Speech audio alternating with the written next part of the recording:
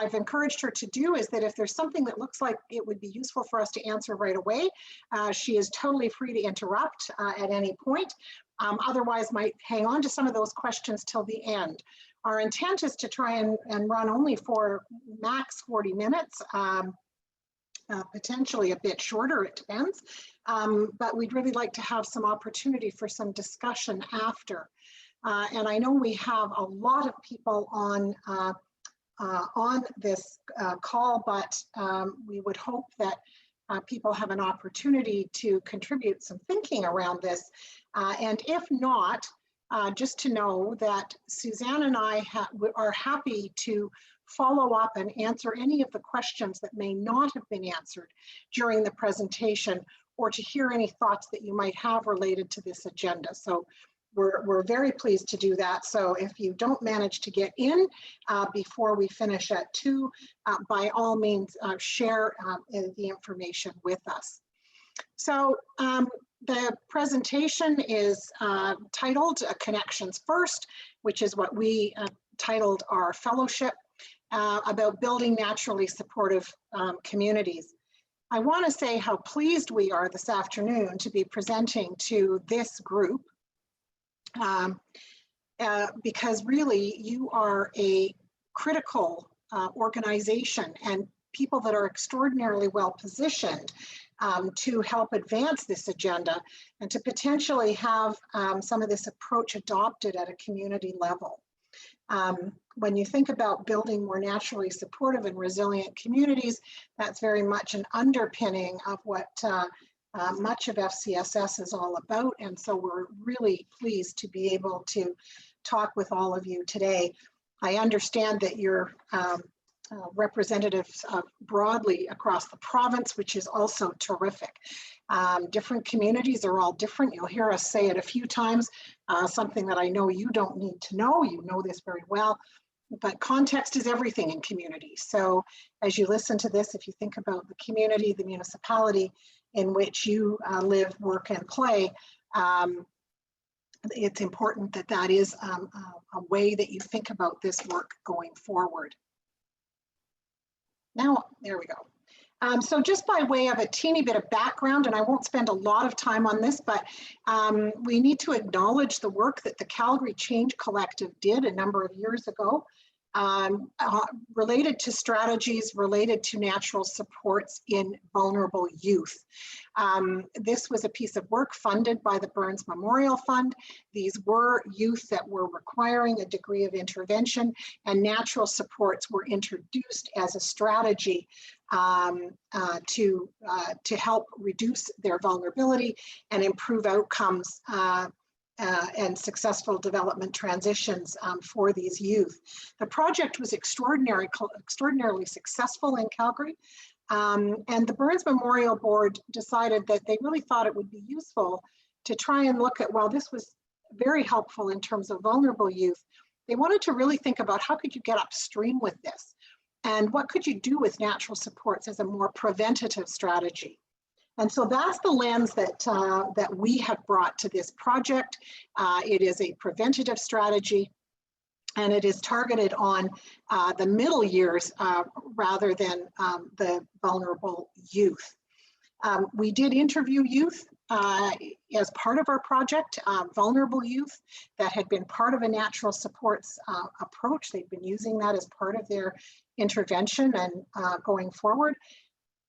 All of them felt that had they had an opportunity to have a more natural supports environment when they were growing up, before they started to run into trouble, that they may never have run into the degree of vulnerability that they had. So we thought that was a good endorsement for the fact that this is a useful strategy as a preventative strategy, and that it will still benefit youth, even though our focus was going to be primarily on the middle years. Part of the reason we wanted to look at the middle years was that we really felt that the ages of 6 to 16, 6 to 13 sort of depends on the community that you live in. But those middle years have really largely fallen to be the responsibility of the education system. And I think there's a school of thought, not just in Alberta, but in other jurisdictions now, that we need to think more closely about the middle years and develop more comprehensive strategies and approaches for that target age group if we really want to be able to optimize their lifelong development. I also want to note that the objective of our work, you will see, makes no mention of COVID or pandemic or any of those things. We did the majority of our work was pre-COVID. We completed our evidence and recommendations and all of the products that relate to this fellowship last year in January, just before COVID hit. So you will not see it reflected in some of our material. That said, we have reflected on COVID and what that means for some of the pieces of information that are available on our website. Beyond that, though, we feel that actually, and what we've heard from people as we've been doing presentations throughout the fall, many people feel that this approach might even be more important now as we continue to work through COVID, but also in really reflecting on some of the needs in a post-COVID world. So with that proviso, what are natural supports? Many of you may be familiar with the term. One of the things that we found in the early days of our work was that the one community that really seemed to understand natural supports was the Indigenous community. They immediately knew what that meant and what that would look like. But it's not a term that has been used as extensively elsewhere. So for the purposes of our work, we defined natural supports as this informal reciprocal connections. And both of those elements are really critically important. Informal as in unpaid, and reciprocal in that these have a mutual benefit. So it is not somebody caring for somebody else, it is the mutual benefit that happens in these reciprocal kinds of relationships. These natural supports might be friends and family. That's the most typical one we think of. But we also think that there's wonderful opportunities in looking at the broader associations, which could include neighbors, some of local organizations, and even if we begin to start thinking about the role of business in helping build naturally supportive communities.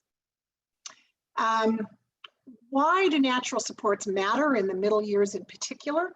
In our material on the website, there's an entire page of sort of data points that we felt pointed to the need to be a little more focused on the middle years, on this age group.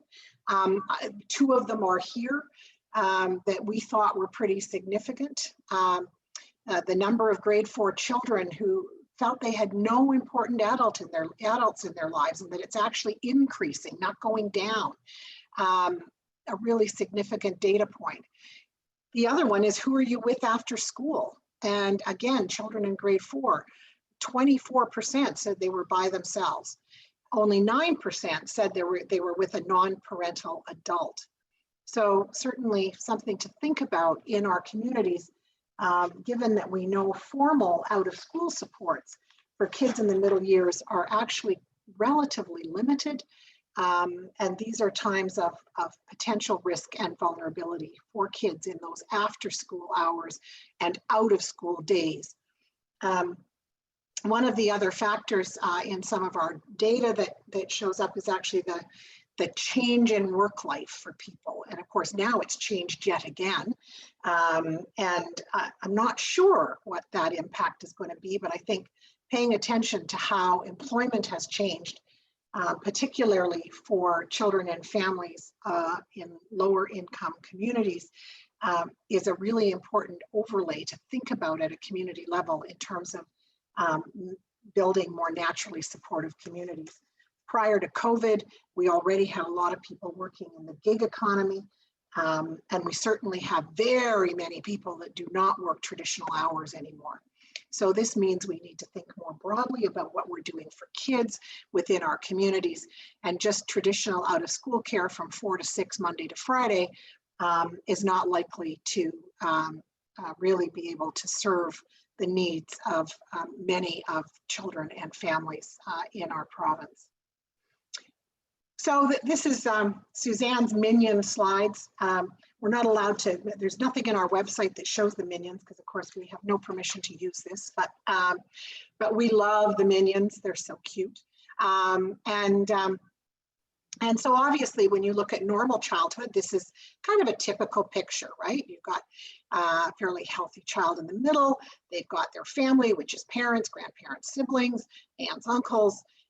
At a community level, they have some supportive relationships with friends and teams and their teachers. And then of course, you've got society as a whole, policies that help support child development, government, the economy, all of those things. But what happens when we have children that are experiencing adversity?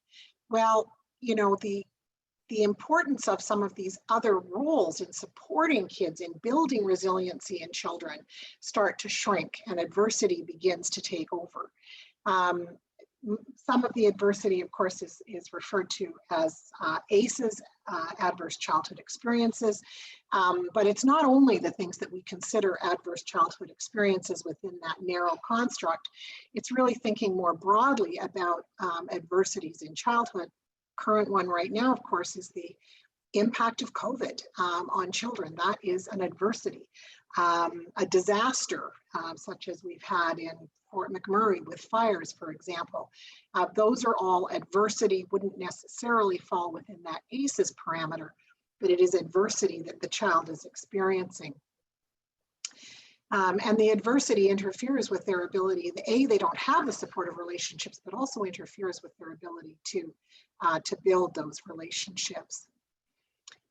So of course, what one would like to do is to, you may still have adversity. We're not able to eliminate all adversity, but what we would like to do is reduce the impact of adversity or potential adversity on children.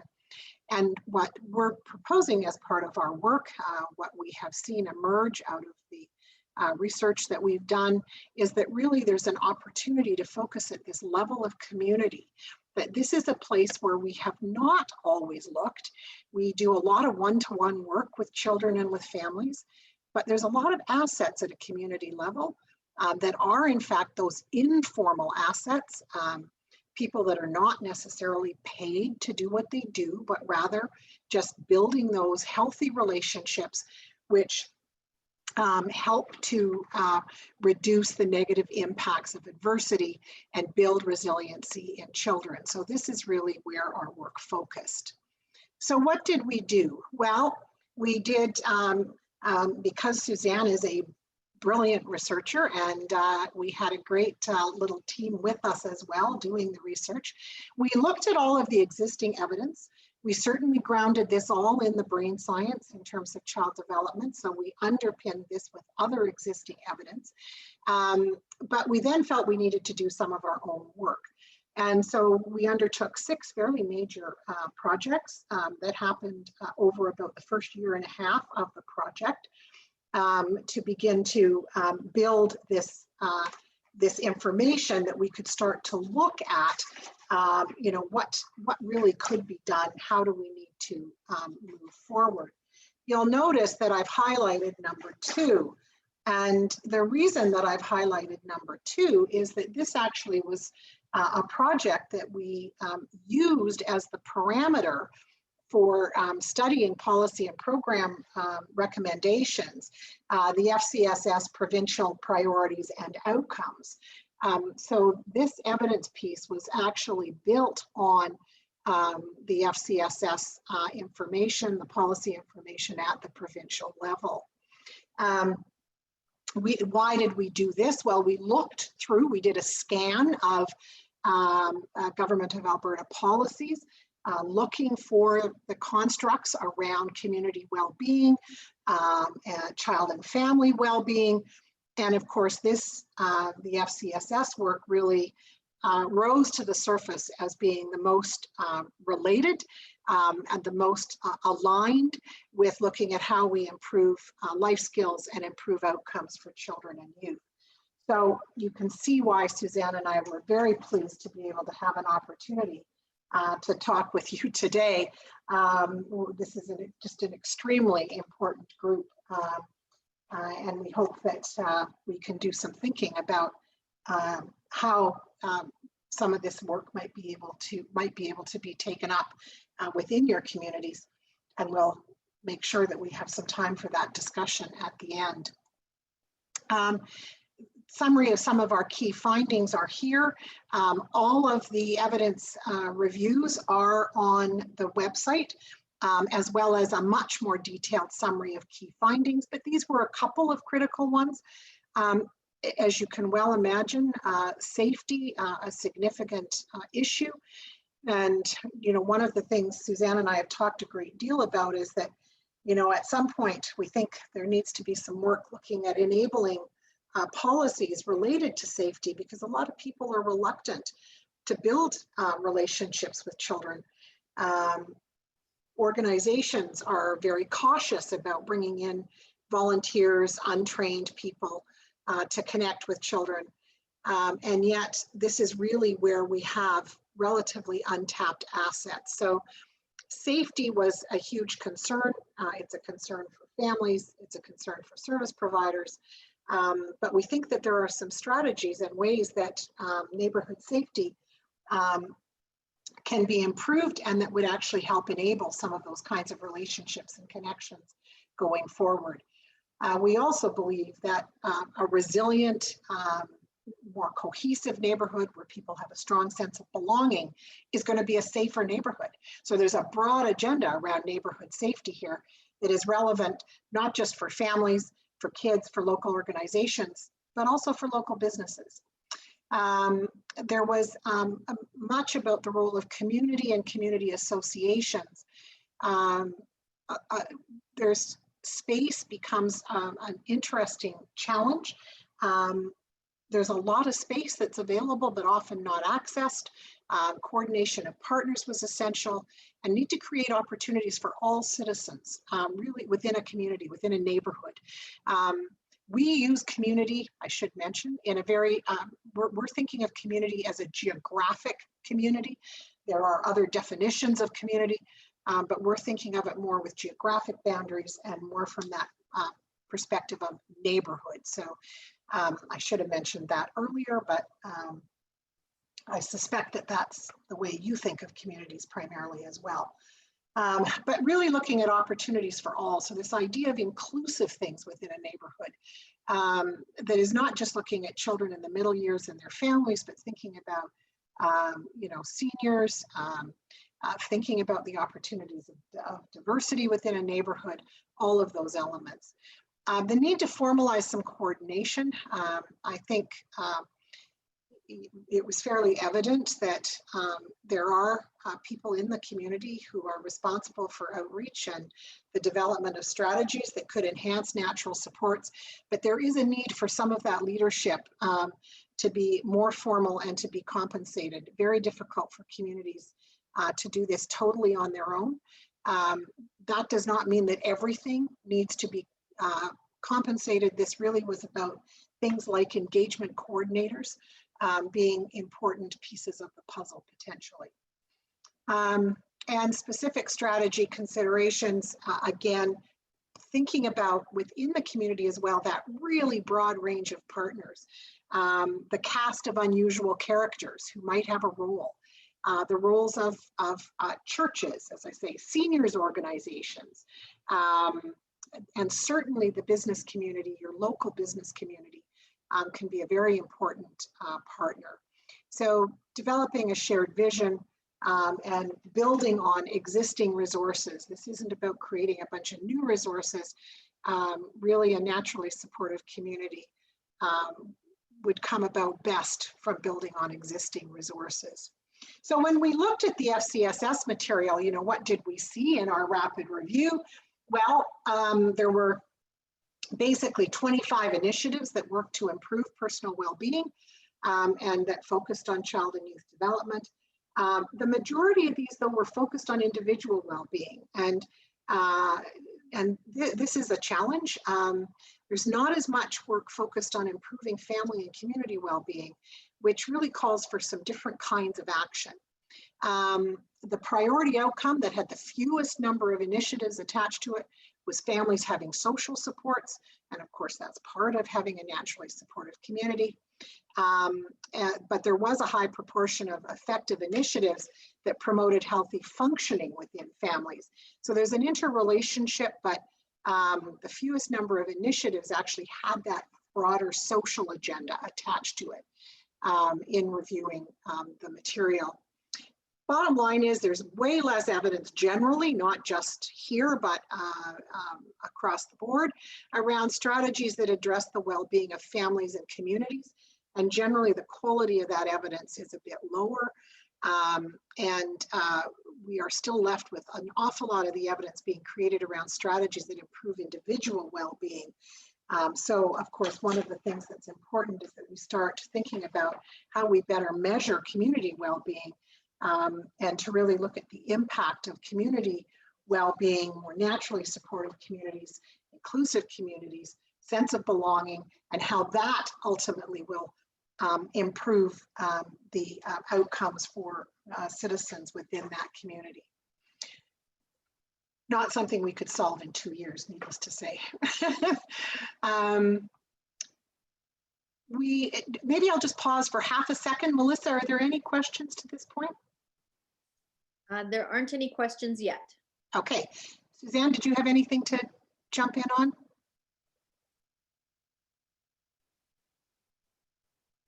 No, I think I don't have anything to add except for just to emphasize what Nancy just said, maybe in slightly different terms, is that there's lots of evidence that when you have a more technical or clinical intervention targeted at someone for whom things are already going wrong, we can make a difference. There's a lot less information on how we can prevent those deteriorating health outcomes by using our communities and neighborhoods to strengthen families and the community culture. And so on you go, Nancy. Thanks, Suzanne. So one of the things that we did was we developed an infographic which kind of pulled together a number of the key elements of some of our findings and where we were in thinking about natural supports and more naturally supportive communities. The purpose of the infographic, of course, is to have something that others could readily use and take out if you're going to enter into a conversation about natural supports. Helps to have a nice, simple, clean one-pager that's got some of those key points on it. Again, this material is on our website and is there for downloading to use as you might find useful. And I'm not going to review them, but Nancy, before we move on, there's just a question to clarify where the information about FCSS came from. It came off of the government website related to FCSS. What the specific document was, let me just go back, it was the Family and Community Support Services Provincial Priorities, Strategic Directions and Outcomes. And I think that the indicators are in the FCSS Provincial Outcomes Model diagram, but there's more detailed information on the full report on the website, as Nancy indicated. Including the references as to where it came from. But that's a good question, for sure. So why is it important to build a naturally supportive community? Probably speaking to the converted with this group, but from our perspective, what was really important was that promotion of resiliency. I noted that your conference last year had resiliency as its topic. So I know how important resiliency is to FCSS. The importance of social integration, and then ultimately, of course, healthy behaviors and development. What we think is really critical is this sense of belonging. It's actually important for everyone, not just children in their middle years, but particularly important for children as they're beginning to explore the world beyond them as they enter into the middle years. And then, of course, as they really begin to transition as youth, that sense of belonging is so important. Sense of belonging really promotes community cohesion, which is, of course, something I think we all would like to see more of, greater community cohesion, particularly as we see some of the challenges of community cohesion kind of falling apart a bit south of the border. It highlights the importance of community cohesion, and ultimately supporting the building of civil society, which of course is one of the goals of this current provincial government, is to advance civil society. So we wanted to take a look at how people could help their community be more naturally supportive. And so we developed a guide. We call it a community guide, really to give people some ideas about how they could start discussing this approach with those in their community. We think it's always important that people start with themselves and really reflect on their own natural supports, both those that are close to them, but then broader, those within the community. Just helps to kind of get people's heads around that. Our hope was that this guide could be used by many different levels of community leaders within our communities. So for some, this may be a very simplistic approach, but we hoped that this would give some thoughts for anybody who might be doing this work at a community level. Next, of course, is setting the stage, which is critically important. Part of that is trying to help people understand what are natural supports, what is a naturally supportive community. So you have to set the stage a bit for some of that work. Find some community leaders, other community leaders that might work with you and help you move this forward. And you need to begin to think about, what might be an initiative that might be going on, a program, something that's happening in the community already, where you might be able to insert some of the natural supports approach into something that's already existing. So really thinking about setting the stage for this, what needs to be done in a particular community. As I said earlier, context is really important. It's different in every community, and so how you set that stage won't be the same from one community to the next. Assessing the community assets obviously is incredibly important. And again, work that you're all very familiar with, but really thinking broadly about those assets. There's been a great deal of commodification of caring in our society, both for those that are vulnerable or those that are potentially vulnerable. And if you really think about how do we reduce some of that commodification, how do we think about those other people and assets within our communities that could help with this, but are not your traditional funded organizations or professional or even paraprofessional individual support. So to think broadly around community assets. And then obviously engage with the community. The community has to buy into this. Again, how does this align with the community's vision, other programs, activities, and what does the community think might be important to do? What are their ideas? And then a plan for action. Some of the considerations, obviously, things like your collaborations and partnerships, but some of this is about building some new ones. Really thinking about the accessibility of any program or initiative that you might want to include a natural supports approach within, should be accessible broadly to everyone. Really developing leaders in the community, and again, this is something I think FCSS does a great deal of. Inclusion, obviously. Really trying to facilitate and then ultimately enable that community-driven engagement.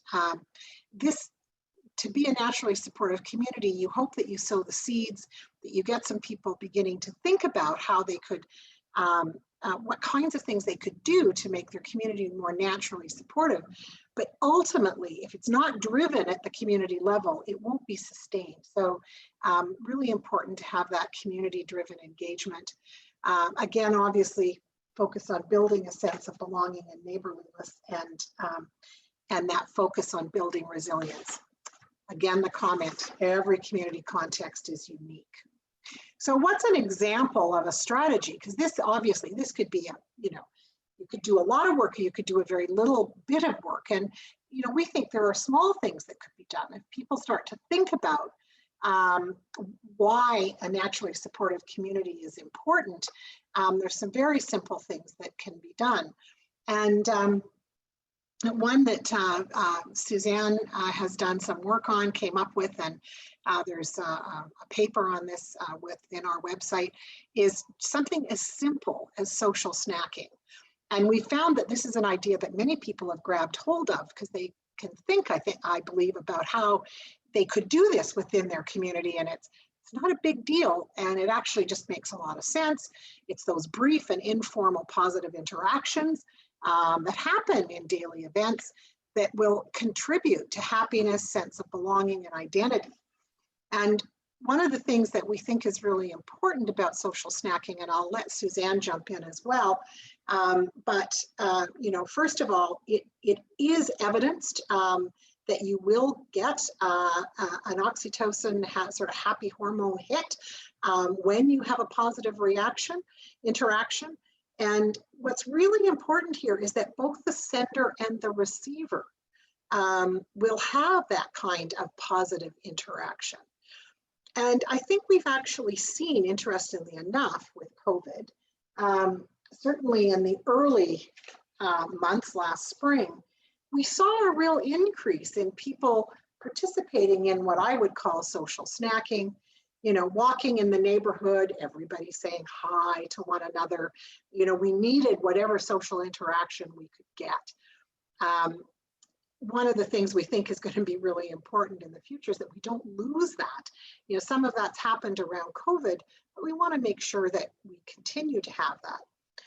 So we've developed an infographic as well around social snacking, really challenging people to think about what they do.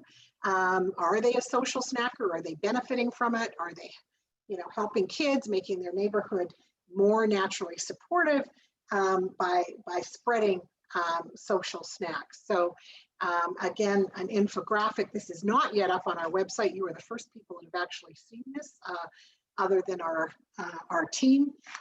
It's literally hot off the press, but we hope that people will find it useful as one thing that could be used within communities to talk about how you might build more naturally supportive communities.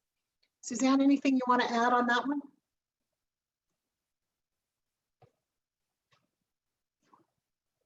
Sorry, I'm on mute. No, nothing to add at this point, but happy to talk in more detail at the end if there's lack of clarity. Great, thanks, Suzanne. How will you know when you get there? Also, as part of the evidence gathering and the analysis of the evidence we gathered, we did develop a list of indicators that could be used at a community level. We certainly don't think all of these necessarily could or should be used, but what we wanted to do was give people an idea of how you would know if you were successful in advancing work to become more naturally supportive at a community level. Again, these are all available on the website. These were also provided to the FNRs, is that their name? The networks within the neighborhoods that were looking at bringing together a number of organizations in a collaborative to look at preventative work related to children and youth and families through children's services. They actually used a number of these indicators to give people an idea around what a more socially supportive and naturally supportive community would look like. So that was one of our early uptakes from public policy on some of this work around natural supports. So what are some of the recommendations? Well, again, on our website, we've made a few key recommendations. We didn't make a lot because sometimes if you make too many, people don't pay a lot of attention. But there actually is action that could be useful at all levels of government, and we have had conversations at the federal, provincial, and municipal level We have not engaged in conversation extensively with First Nations, although we did have a First Nations representative on our advisory committee. But we're certainly hopeful that somebody might lift this work. As I say, I think we actually have a great deal that we can learn from First Nations around natural supportive communities. They have wisdom around that. They have history around it that could be useful for all of us, and is also a potential strength for communities that have some Indigenous citizens within the community. At the federal level, our conversations have been with the Public Health Agency of Canada, again, largely around prevention. We've encouraged them to think about building the ideas of natural supports into things like grants and policy frames that look at increasing well-being. Provincially, we think they're both leading and enabling. We think there are some enabling policy parameters that need to happen through the provincial public policy lens. But of course, it's at the municipal level where really action becomes much more possible. So we are looking to all of you who are really working at that municipal level to think about action that could happen at the municipal level to advance more naturally supportive communities in your municipality. And so at that municipal level, we think that there's an opportunity to provide some leadership, help support community associations, for example, who have great potential, we think, to help build more community support, social connections and cohesion, and to focus on natural supports. What we found in our evidence gathering that a great many community associations find their time completely subsumed in managing facilities and those kinds of things, but they're well placed and they need some leadership and some support at the municipal level to help them focus a bit more on well-being within their community. We obviously at a municipal level, there are potential barriers and they are different in different communities, but there are barriers to adopting the strategy. And so to think about what those might be and identify how they might be able to be addressed. We would like to see the development of a community natural support strategy at municipal levels, and just broadly to promote some awareness and coordination among things like the local schools within a municipality, businesses, and some of the organizations. So those are some of the public policy actions that we hope might arise at a municipal level. So the key element here, how could you help build more naturally supportive communities? I need to say that I know a number of you are actually already doing this kind of work, and in a few places you actually see it referenced. I went through your website and obviously not thoroughly, but I did tried to look at some things and I saw a number of examples. For example, the Caring Hearts Connection in Stony Plain sounded to me very much like a natural supports community action. We believe that there is very strong alignment with your vision, beliefs, and mission and mandate with natural supports. So we thought there's, sharing exemplars is really useful, and this is a great FCSSAA obviously could be in a position to help share exemplars of communities that are doing some things that are really building a more naturally supportive community and could give others some ideas and inspiration. We think that there's an opportunity to help at that community level build the understanding of the assets that are really there and what are the unique strengths within their particular community. And we think in many cases you might be well positioned to help do that. And of course, to help build that common language and understanding of natural supports and naturally supportive communities. In your website, it describes sort of 4 key roles: advocacy, tools and resources, resource bank, and training. Specifically for FCSSAA, but we think there's a real opportunity within probably each of those areas to begin to run a thread of some of the language and some of the understandings and the underpinnings of naturally supportive communities. And we'd love to hear what other ideas you might have, what you might be able to think of in terms of some possible next steps that you could do to help build more naturally supportive communities across the province. I've mentioned several times our website. This is our website, www.connectionsfirst.ca. As you will see, we have many, many products, as well as a resource list at the back. We're also very happy to add to that resource list. So if some of you are already involved in a program that you think really aligns well with this work, we'd love to get some information on it from you and potentially include it in our resource listing, or even just as a point of contact. But we hope that all of you that might be interested in a bit more information would go to the website and see some of the products that are there. And with that, I will turn it over to Suzanne for any final comments, and then open it up to discussion. Thank you. No final comments, but eager to have a conversation and answer any questions that might be percolating.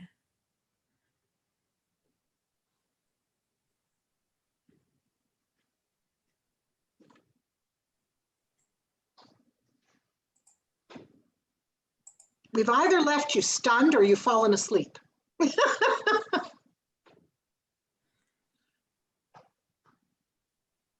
Well, while everybody's gathering their questions, I'll just highlight a few things that Nancy's already explained. But one of the things that's become pretty clear to us through this work is that there's untapped potential in helping people recognize the inherent value of reciprocal, informal, non-professional relationships in improving well-being, particularly as we enter. It's hard not to think about winter coming ahead, but particularly where we are right now. And as Nancy mentioned, it's pretty anchored in the brain science. And I think many of us are going to be dealing with clients and families and colleagues that are challenged in their mood over the winter. And these interactions can really make a difference. So one example we have used that might be helpful is that if you have your full emotional piggy bank is 10 tokens, and you have to spend 4 of those tokens before you get to work because you've been chastised by your neighbor for not shoveling your walk, you spilt your coffee, the barista made you the wrong order, and your credit card didn't work at the gas tank, then by the time you even get into the office, you have less ability to cope than you would have if all 4 of those interactions were positive. They made you a new coffee, somebody came out and helped you with your credit card, your neighbor actually shoveled your walk. And so I think the social snacking really articulates how we can build community strength through these daily habits, actually, which is why you'll see on our website that some of our activities encourage people to just post these. So I'll pause there. I see a little bit happening on the chat line. And I guess— Great, thanks, Suzanne. The only other thing I was going to add that I don't think I said very clearly at the outset, but for Suzanne and I, the place where we are with this work right now is that we are really passing the baton. And we're hoping to find organizations and individuals that will kind of pick this up and run with it. Our expertise is not on the ground. It is not at the community level. That's your expertise. And so we really look forward to your ideas, your thinking around this, and any uptake that that you might use going forward. We really are passing the baton on the basic learning, but actually taking this to the next level needs to happen at the community level, supported by people like yourselves.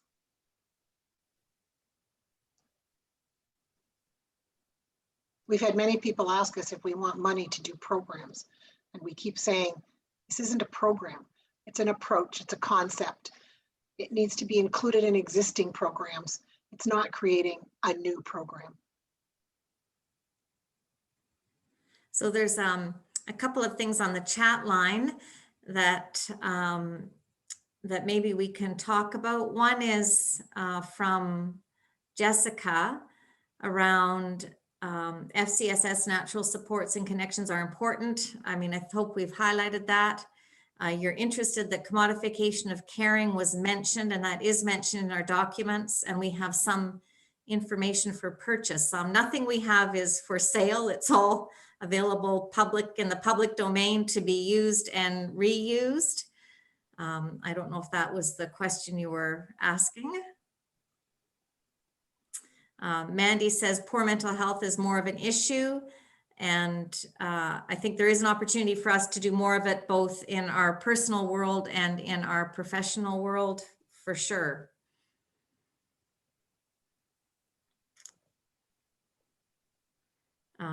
Can you speak to how FCSSAA got involved and where we can go from here? Well, I think Nancy kind of spoke to how we were drawn to understand how what we were seeing in the academic literature lined up with what organizations were trying to achieve with their own outcome measurement. And one of the values or the fun things that we have is working together with our different mindsets. So FCSS was a logical connection, actually. There had been Ken Dropko and Chris Wells at the provincial ministry had an interest in having us present potentially at the annual conference, which of course has not happened. And so we're grateful to have had this opportunity, but it would have been really good to have had a workshop and maybe to have been able to learn about some of the really good examples that are already out there, and to share some of that thinking. Difficult to do on this in this kind of format and in an hour, but I think there's huge potential to do that because there's really some interesting things that many of you are doing that were evident on the website.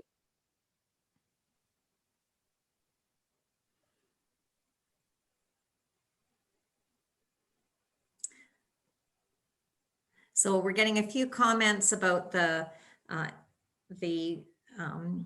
way this operates in small communities and how it's probably embedded a lot more in the activities of daily living in those settings. That's fantastic. The more we can do, the better. And I think the more we can do to remind ourselves that sometimes managing the stress that we're facing now with COVID is really about ordinary people doing the best that they can. And what we're trying to prevent is people needing tertiary care services through some of these informal, reciprocal, engaged interactions. It's really hard to understate how the evidence is getting more and more clear on the value of these kind of relationships in prevention.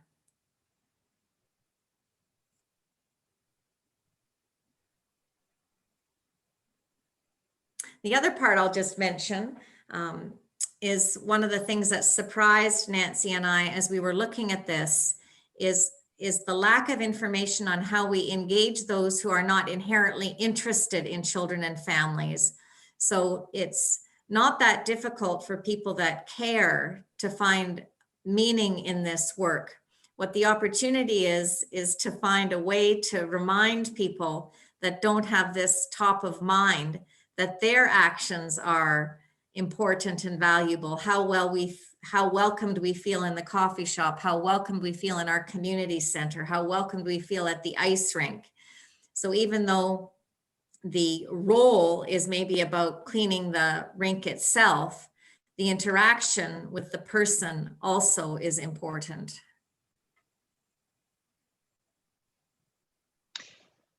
And I think there is a challenge in many communities, smaller communities, as you say, I think tend to naturally do this a bit better, more aware of people in their communities. But certainly in the larger communities, we also did, in addition to interviewing youth, we did interview families as well in vulnerable communities. And, you know, one of the things we heard from many of them was when we asked, you know, do you have a neighbor that you would go to if you had a problem? You know, what they said, no, we don't know anybody. We don't. Our only connection is, you know, in this particular case, it was through the Boys and Girls Club in the neighborhood. And other than that, they didn't know anyone. So, you know, part of this is really that opportunity to get people to think about some of those sort of silent voices within communities as well, and how to reach out to them. Much of what often happens with those families is that it's only that sort of one-to-one, that individual connection, rather than the community kind of wrapping around and supporting. So helping to think about that in some communities, I think is also really important. I noticed that somebody had a question about measurement. Suzanne, I wonder if you want to just speak a little bit to the measurement challenge. Measurement is always a challenge. And, you know, I think part of what's important from our perspective is really the clarity on the outcome that you're trying to measure, and finding a fairly easy way to collect some information that relates to that outcome. Suzanne? Yeah, that's great, Nancy. So one of the reasons we developed the indicators that reflect processes that encourage natural support or naturally supportive environments is exactly because measurement can be quite a challenge. And what we would remind everybody is that we cannot draw a direct line between improved adolescent mental health and whether or not the community center is open from 8 to 5 or 8 to 8. So I would just encourage you to look at the indicators that we have on our website as an example of how you would know whether or not your stakeholders are moving towards strategies that are naturally supportive in general. We're not saying that there are some people who won't need tertiary care and specialized services for poor mental health, clinical depression, clinical anxiety, etc. What we're saying is that these buffering effects can reduce the likelihood of severity in some of these areas. And so that's why you'll see the indicators look like things like, does the community association have a vision that has anything to do with whether or not there's health and well-being among community members? I would say one of our surprising findings was that many community stakeholders believe that their primary goal is facility management, which may or may not improve the health and well-being of community members. So think of it a little bit from that lens. There's another one here about ACEs and addressing mental health challenges as a consequence of ACEs. And that is a whole other area of research that I think we've got 1 minute left. I guess I would just briefly say that people that are experiencing mental health challenges may or may not be experiencing them as a consequence of ACEs. So ACEs are an event, but they're not deterministic. However, one thing we've learned over our years in working with people who are experiencing mental health challenges, especially those that make them vulnerable to system engagement, is, as is highlighted by Jessica, is lack of trust, and also the stigmatizing nature of the interaction with the services. So our work would suggest, and my expertise is mostly with women who experience addiction, so I guess I'll use that frame of reference, is that they're interested or willing, if they can do these things in ways that they feel protect their ability and their own esteem in being able to stay somewhat autonomous in their life. And I don't mean to be quite so nebulous. I think I'm a bit time conscious here, but non-stigmatizing and engaging, and take your time like any relationship. It takes time to build that kind of trust. And I think just the other thing on the mental health piece, naturally supportive communities, and this is what we heard from the youth, those natural supports, if they're well built, can then, even though somebody requires a very specific intervention, might have a period even of hospitalization or something, upon return to the community, building that sort of network around individuals can help prevent future episodes and help maintain greater stability for them going forward as well. So, you know, we know in the resiliency literature, it's not enough to be resilient as an individual.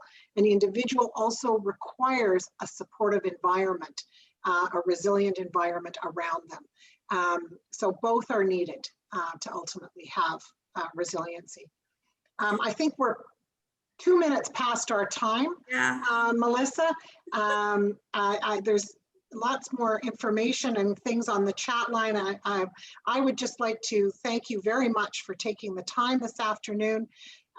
We would really love to hear further from you if you have questions, ideas, and some of the examples that you have. We'd love to hear them.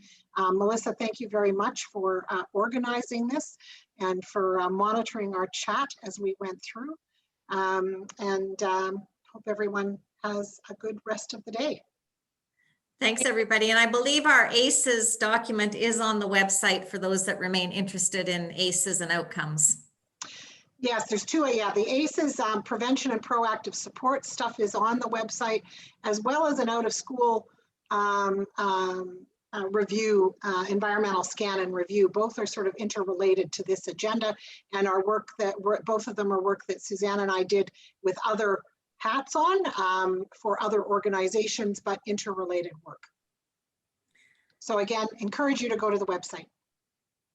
Thank you, Nancy and Suzanne. This was really wonderful information and definitely something at the core of FCSS. So I know there was a few comments about perhaps offering a workshop. So maybe that's something we can look into the future to delve into this a bit more. And I just love the idea of social snacking. And if we could get that word out there and start a movement, because, you know, those simple little things now, especially during COVID, but anytime, can make such a massive impact on somebody's life. So yeah, we will send out the slides and the recording and hopefully the infographic around social snacking.